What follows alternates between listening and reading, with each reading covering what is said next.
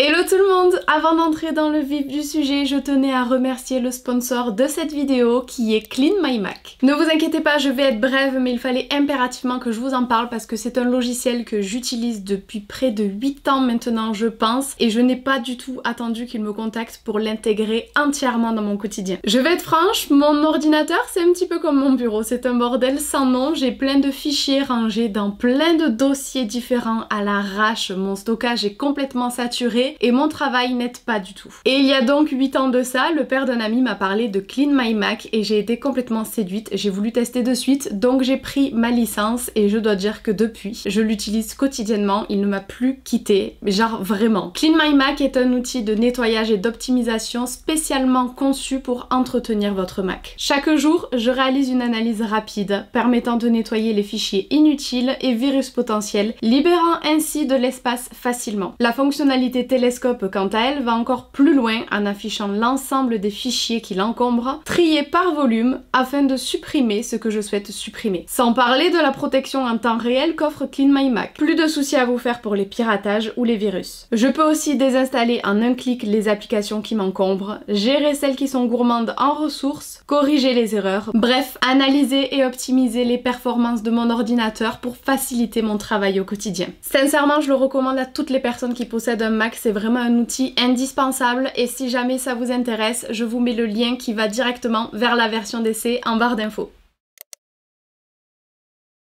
J'espère que vous allez bien, je vous retrouve aujourd'hui dans une petite vidéo qui n'était pas forcément prévue, mais j'ai reçu un commentaire de l'une d'entre vous et j'ai eu envie d'en parler avec vous de façon très posée. La vidéo n'est absolument pas préparée, mais j'avais envie de vous donner mon petit point de vue sur ce sujet que je trouve très intéressant. Donc écoutez, je vais vous lire le commentaire tout de suite. Le contenu est un peu redondant et creux depuis quelques temps. C'est un avis personnel bien évidemment, mais du coup il y a moins d'intérêt, moins d'inspiration. Je reviendrai voir les vidéos plus tard, là je vais faire une petite pause quelques temps. Vu le nombre de vues et de commentaires, je pense que je ne suis pas la seule. Je suis totalement consciente que mes vidéos ne peuvent pas plaire à tout le monde et que certaines vont aimer mes vidéos pendant un laps de temps défini et puis au final changer d'avis. C'est totalement normal, je ne suis absolument pas là pour remettre ça en question. Comme elle le dit, c'est son avis personnel et elle a totalement le droit de le penser et de me l'écrire. Mais c'est vrai que j'avais envie de revenir dessus parce que plus j'avance sur les réseaux, plus je vois un écart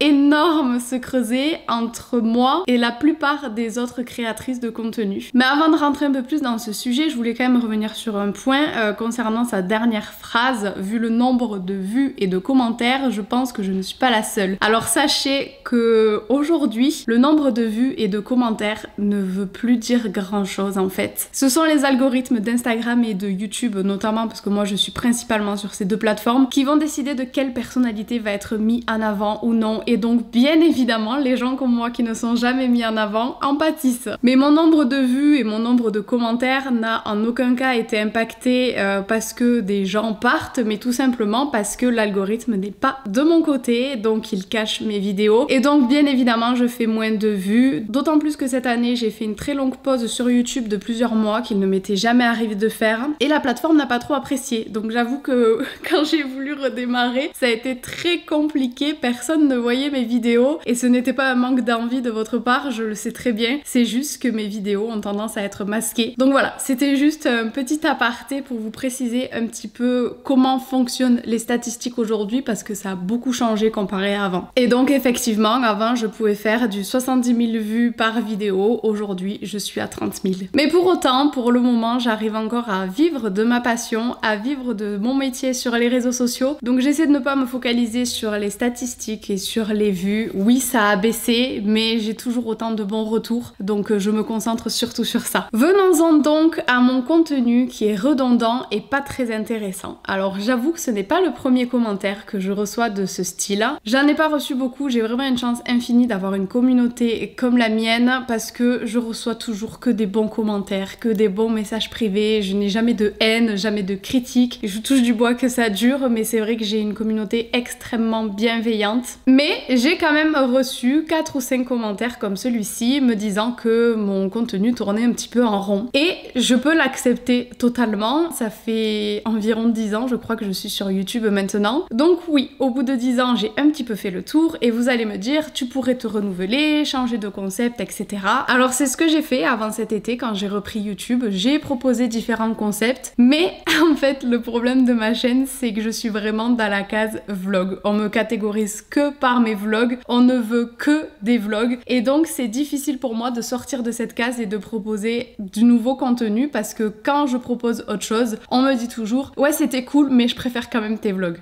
Et bien évidemment, au bout de 10 ans où je filme mes journées, oui, c'est souvent la même chose, mais que voulez-vous, j'ai une vie simple et je n'ai pas du tout envie de m'inventer un autre quotidien que ce qu'est le mien pour en mettre plein la vue aux gens qui me regardent, pour faire plus de vues, pour faire plus d'engagement, plus de commentaires et me faire plus connaître. Je suis quelqu'un de simple, foncièrement simple depuis toujours et j'arriverai pas à changer en fait. Je suis comme ça, donc oui, effectivement, mes vlogs sont redondants parce que mon quotidien, comme 90% de la population, est redondant, c'est toujours la même chose. J'essaie néanmoins de vous partager toujours des nouvelles recettes, des nouvelles choses. Alors oui, mes vlogs se ressemblent, mais j'essaie toujours de parler de choses un petit peu différentes et croyez-moi, ce n'est pas facile. Je ne vais pas partir en voyage tous les mois aux 4 coins de la terre. Je ne vais pas faire des achats en veux-tu en voilà pour vous faire des vlogs avec plein de contenu à vous présenter, des nouvelles marques, etc. Je suis quelqu'un qui vit simplement. Et je pense que autant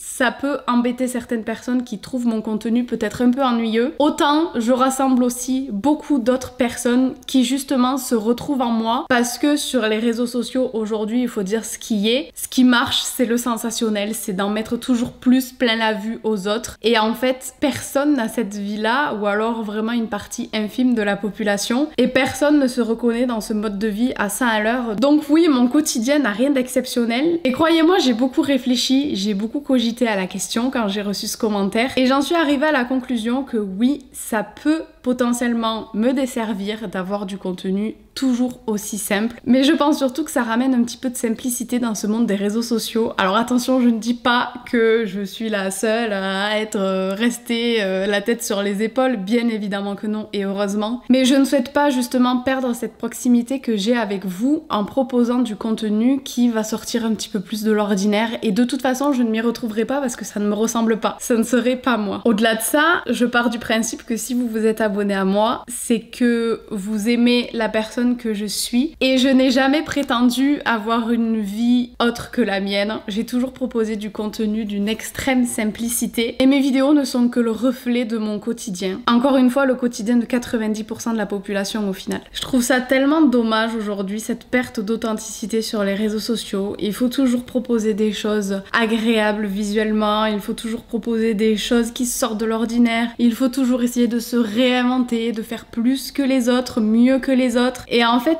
j'ai pas du tout envie de rentrer dans cette spirale infernale. Déjà parce que j'aurais ni l'énergie ni les épaules pour encaisser tout ça. J'ai essayé de le faire à un moment donné et je me suis complètement perdue. J'étais extrêmement malheureuse. C'est ce qui m'avait amenée à arrêter YouTube et en reprenant là il y a quelques mois, je me suis promis de ne plus autant me prendre la tête. Si mes vidéos plaisent, elles plaisent, et si elles plaisent pas, elles plaisent pas. Mais que voulez-vous, de toute façon on ne pourra jamais plaire à tout le monde. Si jamais je propose d'autres contenus, on va me dire que j'ai changé, qu'on préférait la Charène d'avant. Et si je reste dans ma ligne de conduite à vous proposer du contenu, mon quotidien ni plus ni moins, qui est encore une fois pas exceptionnel, on va me dire que ça devient ennuyeux et que c'est redondant. Donc à un moment donné, je pense que le principal c'est de rester aligné avec qui nous sommes. Et moi, je suis quelqu'un qui vient de la campagne, je suis quelqu'un qui se maquille vraiment pas beaucoup, qui se coiffe pas forcément, qui s'en fout un petit peu de son apparence maintenant. Ça a changé, c'était pas le cas. Mais aujourd'hui, je mets beaucoup moins d'efforts et d'énergie dans mon apparence physique. J'avoue que je m'en fous un petit peu. Je ne suis pas quelqu'un qui va être looké à la pointe de la mode tout le temps. J'ai toujours les mêmes looks. Je suis habillée en jean et avec des débardeurs comme ça. J'ai rien d'original. Je déteste Paris. J'irai vivre pour rien au monde. Moi, je suis bien à la campagne. Et effectivement, mon profil détonne un petit peu veux avec le métier que je fais. C'est un métier extrêmement superficiel, m'as-tu vu, et c'est pas du tout mon cas, mais je veux quand même résister et croire au fait que l'authenticité a toujours sa place ici. C'est le reflet de la société actuelle en fait. On veut toujours plus.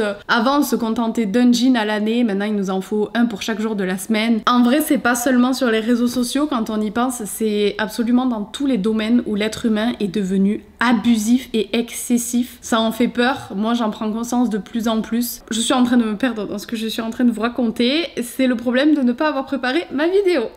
Mais bref, tout ça pour dire qu'effectivement je conçois et je peux largement entendre que mon contenu est un petit peu répétitif. C'est sûr que comparé à tout ce qu'on voit sur les autres chaînes YouTube, il n'y a rien de bien recherché, on est d'accord. Mais pour autant, c'est volontaire de ma part. Je changerai pour rien au monde et le peu de fois où j'ai voulu changer, de toute façon, vous avez été les premiers à me rappeler à l'ordre, à me redire à faire des vlogs. Donc que ce soit aussi bien vous que moi, j'ai l'impression qu'on se retrouve dans ces vlogs simples de la vie de tous les jours. Et c'est ce qui me plaît, c'est ce qui vous plaît, c'est moi, c'est le contenu que j'aime produire, c'est ma vie. Et depuis le début, je vous montre toute ma vie en fait. Vous évoluez avec moi depuis le début. Alors effectivement, avant, j'allais en cours, donc à la fac, je vous filmais avec mes potes, je vous filmais quand j'allais en soirée. Donc oui, ma vie est beaucoup plus posée maintenant. Je suis chez moi, je travaille de chez moi, j'ai un chéri, j'ai des amis, mais j'ai mis certaines barrières avec les réseaux sociaux que je ne mettais pas forcément avant. Mes amis aujourd'hui, ce sont mes amis et quand je partage des moments avec eux, je n'ai pas forcément envie de les partager avec vous aussi. Égoïstement, je le reconnais, mais ce sont des moments